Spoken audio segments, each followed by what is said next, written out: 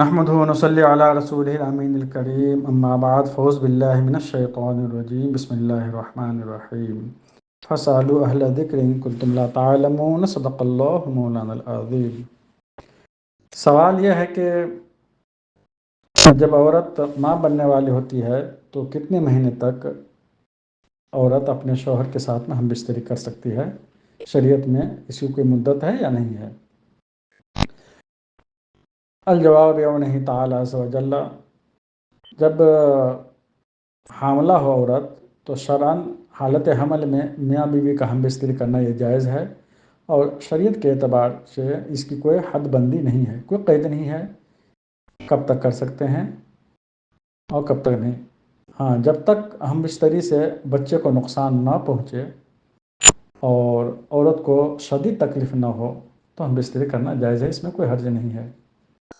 اگرچہ بچہ پیدا ہونے سے ایک دن پہلے ہم بستری کی جائے تو شرعاً اس میں بھی کوئی ممانعت نہیں ہے، اس کی بھی گنجائش ہے۔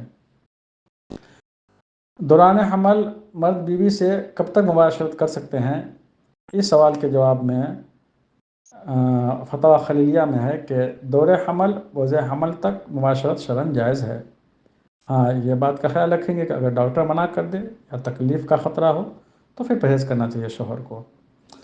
اور اسی طرح کا ایک جواب فتویٰ بحر العلوم جلد اول صفحہ 80 میں ہے کہ کیا کرنا، اس کی مدت کیا ہے، منع ہے یا نہیں حالت حمل میں شوہر اپنے بیوی سے ہم بستری کر سکتے یا نہیں؟